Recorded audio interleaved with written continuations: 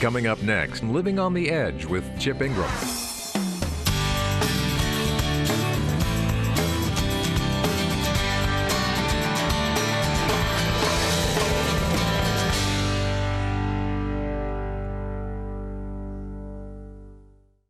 Well, there's not a lot of things that psychologists and theologians agree on 100%. But psychologists and theologians all agree that from the time we're very small, actually until the day we die, we begin to consciously or unconsciously try to ask and answer three questions. Question number one, who am I? Question number two, where do I belong? And question number three, what am I supposed to do? I mean, these are the issues about identity, about security, and significance. And we're on a journey, you saw it. It's about becoming a Romans 12 Christian, or true spirituality. And at the end of the day, we can call it all kind of different things, but Jesus made it very clear. Love the Lord your God with all your heart, with all your soul, with all your mind, with all your strength, and love your neighbor like yourself. And in Romans chapter 12, it just gives us a snapshot of what an authentic follower of Jesus looks like in everyday life. And so in terms of loving God, he says, how do you love God? What does God want the most? He wants you and me, all that we are, all that we have, surrendered to him.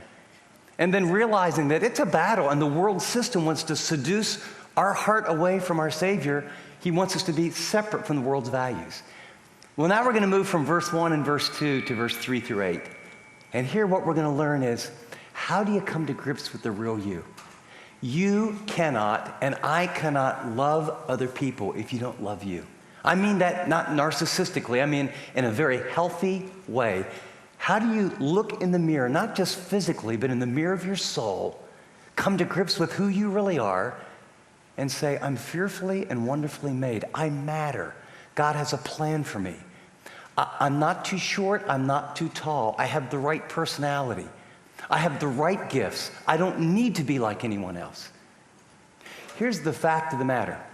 Most of us, most people on all the earth, spend the great majority of their time and energy trying to be like someone else or wishing they were someone else. And so we dress like someone else, we act like someone else, we have all these different models, and we spend all of our energy and time trying to be a copy of something that's not nearly as attractive as the one unique person out of the almost 7 billion people on this planet that have a unique DNA that's yours. And you're made exactly like you were made by the Creator of all of life, because he's got a plan for you, and he's gifted you, and he wants to do something great in you, and then something significant through you. So we're going to roll up our sleeves and we're going to ask and answer the question, how do you come to grips with the real you? So open your teaching notes, if you will, and let's jump into those three questions. Question number one, who am I? You know, when you're real small, you say, well, like in my family, I learned early, it's family. Who am I? I'm an Ingram.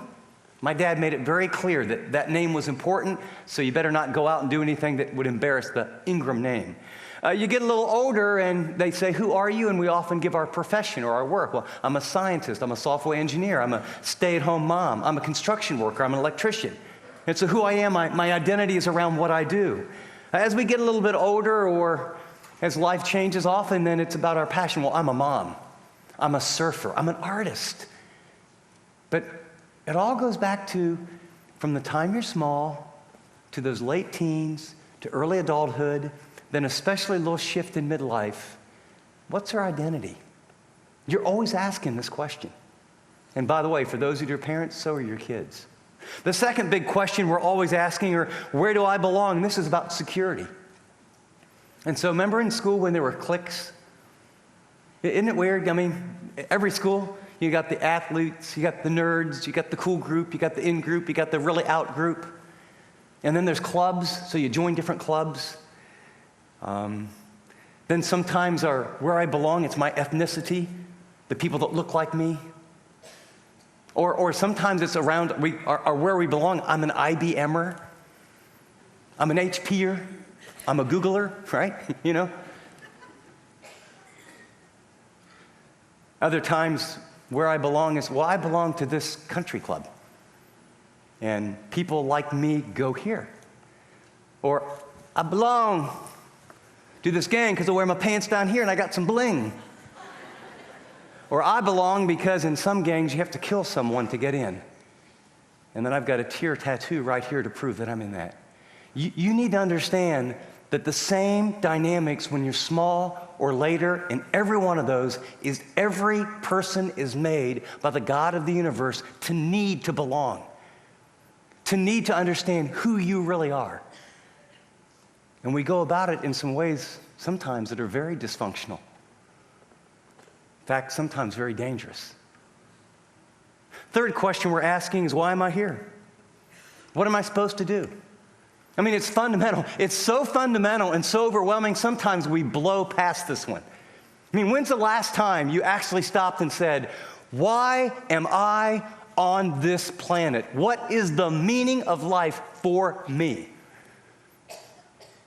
See, left to me and you left to you, that's sort of like, well, yeah, I mean, I'm sure, it's the most important question in life, so I'll get around to that, but I got a lot of voicemails, and a lot of emails, and, there's work, and there's kids, I got to drop people off, and by the way, I got to get in, I got to get these good test scores, and I need to, and it's amazing how many people blow through life, fulfilling all kinds of duties, responding to all kinds of demands that really are about identity and security, and you wake up 30, 40, 50 years later, and you realize your whole life has been a grind. Your whole life has been for something that's going to happen someday, some way out there, and you've never stopped to ask, what am I supposed to do with my life? A big part of the whole midlife crisis is people looking in the rearview mirror and going, I've not only not asked that question, when I start thinking about it very deeply, I don't like the answer, because I not only don't know, but I haven't given much energy or time or track record to what I think probably matters most. Now, before you get too down on yourself, right? Because honestly, those are big, aren't they? Those are so big. Isn't it interesting, the biggest issues in life you can sort of shove down because they're so hard to answer? It's like, well, yeah. I mean, who here would say, who am I really and where do I belong and what am I supposed to do? Come on, Chip, would you get to something serious? Right? There's no bigger questions than that. And yet, the great majority of people have not thought deeply or could give you good, clear answers to that. But let me tell you why. Let me explain why those are so hard to answer. Turn in your notes to page 2. Something happened. Something happened to our first parents that we've inherited from them that make these 3 questions very hard to answer. It's why the world has such a pull on us. It's why we settle for lots of superficial answers to those things, knowing down deep in our soul they don't really satisfy. The passage is Genesis chapter 3. The context is the cosmic coup has occurred. The most loving being, the most generous being, the giver of all life, the creator of the universe, Yahweh God, has created mankind and told them that all that I have and everything's available. There's only one small limitation: don't eat from that tree. And our parents, first by deception, then by an act of the will, it was a coup, it was a rebellion. And sin entered the world. The theologians call it the fall of man. And we pick up the story and we find out what happened. And as we pick up the story, you'll discover why for you and me it's really hard to answer those questions well. They heard the sound of the Lord God walking in the garden in the cool of the day. And the man and his wife hid themselves from the presence of the Lord God among the trees of the garden. It's the first time this has ever happened. They ran to meet him. They lived in a perfect environment. They were naked emotionally. They were naked spiritually. They were naked physically. Some theologians think there was radiation of light that came out from them before the fall even. There was absolute, complete intimacy with God, intimacy and vulnerability with one another, unconditional acceptance. Life was perfect. And now they hear God coming, and for the first time, they hide. Then the Lord God called to the man and said to him, "Where are you?" By the way, this is not an informational question. This is diagnostic. God knew where he was. He's going to ask a series of questions to help Adam discover where he's really at. Adam said, I heard the sound of you in the garden. I was afraid because I was naked, so I hid myself. If you got a pen, will you pull it out and circle afraid, naked, and hid? That'll come back later. You're going to find there's a relational pattern in that you have and I have and every human being has. And God said, who told you that you were naked? Have you eaten from the tree of which I've commanded you not to eat? And so he's going to answer God. And it's very interesting, if you happen to be his wife, this is not a good moment. What you're going to learn is you can't trust this guy. For the first time ever, what you're going to learn when the pressure comes, what he's going to do, instead of own his stuff and be a man, he's going to be passive and he's going to blame you. And so Eve is probably standing there, knowing the whole story, and she's going to hear her husband say to God, the woman that you gave me to be with me, she gave me from the tree and I ate it. Translation, it's not my fault, it's her fault, and by the way, you're the one who gave her to me, so let's do the math. Not me, it's her, it's your fault, really, God. And so God moves on with the progression of diagnostic questions. Then the Lord God said to the woman, what is this that you have done? And the woman, being a very quick study, says, the serpent deceived me and I ate. In other words, it's not my fault either. It's the serpent's fault. And who made this garden? And who made serpents? And you know what? All the problems in life are God's. Isn't it interesting a lot hasn't changed? When there's a tragedy, when there's a difficulty, when something happens in the world, isn't it interesting as human beings, what I always hear is, how could God let this happen? How come every single day, listen, how could God let me breathe? How could God give me this? I mean, we don't like list every good thing that he's ever done, but anything goes wrong, well, good boy, I'll tell you what, right? 3 obstacles you'll see in this passage about why it's so hard to come to grips with the real you. First is fear rooted in shame. Notice he says, I was afraid. Well, why? I was afraid because now for the first time ever, Adam realizes he's naked. And don't, of course it's physical, but well beyond. What he realizes is he's exposed. What he realizes when he meets the eyes of someone who sees absolutely perfect through everything, he doesn't measure up. There's a self-consciousness that has occurred. And could I tell you that this is how we relate to God often? And this is how we relate to one another? It is that the primary means of relating to other human beings and God is fear. And it's rooted in shame.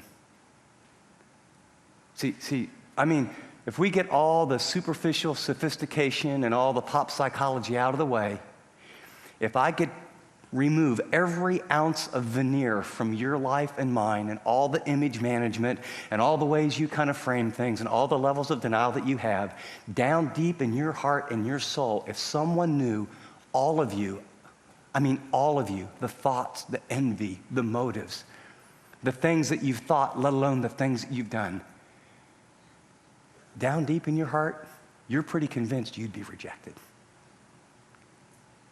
And so we relate to one another in fear and spend an inordinate amount of energy posing and image managing. And since we're not sure who we really are, we want to be liked by other people, so I call them personality holograms. Because of your background and your gifts and the part of the country you grew up in and all these factors, somewhere along the world you learned people in certain groups like this, and so you learn to act like that and dress like that and need to drive that, and your kids need to go to this school, and you have all these things that somehow, some way, if all that is lined up, because you get affirmation from that, you get approval from that, you're admired by people. Here's the problem. What you know is this hologram that you're projecting of this person that has it kind of together and is loving and is kind and is a good whatever. You know down deep in your soul that really doesn't represent all of you, let alone a lot of the real you. And even when people love the hologram, you don't get love because you know that's not you. And that's why we find some of the people that are most beautiful, the most successful, And we find him doing things that we scratch our head and say, how could someone that has all the things we all long for kill themselves or destroy their life with an addiction? It's that discrepancy in their soul. It's fear rooted in shame. Notice the second thing that happens in this. Not only did they say, I was afraid, he says, hiding rooted in insecurity. See, when you're naked, you feel insecure. You feel inadequate. And so you hide. Not only were we afraid, but I hide the real me from you, and you hide the real you from others and from God.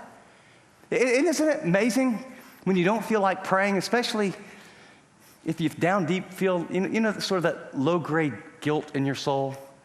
Maybe it's not like really big sins, but sort of the little ones start adding up, and you just don't feel very motivated to pray. I don't know about you, but what I realize is I don't want to go talk to God right now because I know how this is going to go. Right?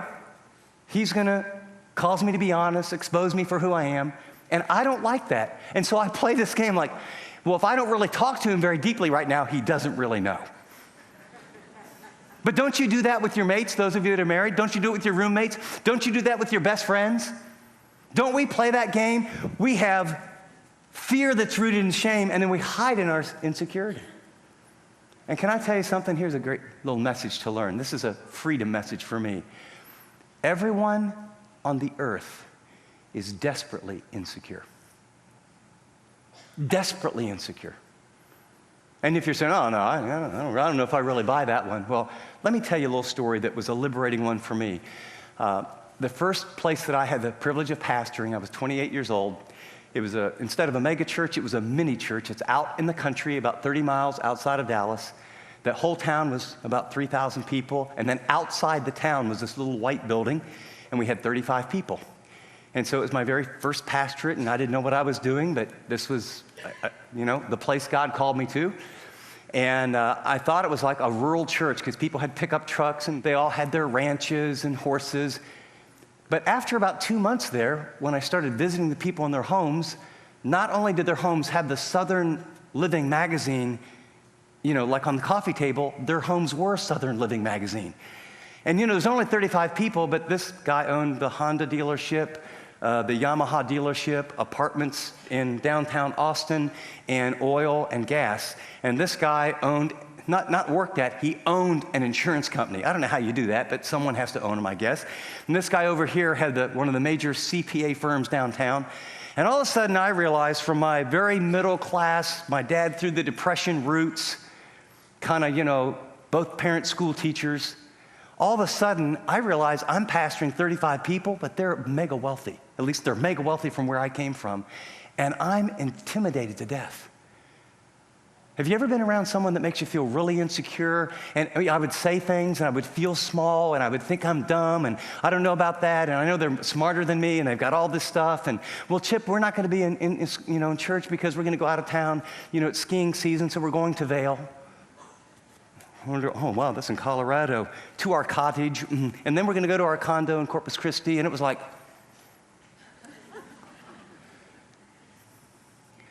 and I mean, for the first year and a half, I remember being awake. Not sleeping at all. The first full 6 or 7 nights before the first message, once I found out who these people were, because I was so uptight about what they thought of me. And then God put a book in my hands by a Swiss psychologist, Christian psychologist named Paul Tournier. You don't even have to read the book. It's probably out of print. It was translated from French into English. Paul Tournier, the title of the book is The Strong and the Weak. And he had counseled people for 30 or 40 years, and the thesis of the book is real simple.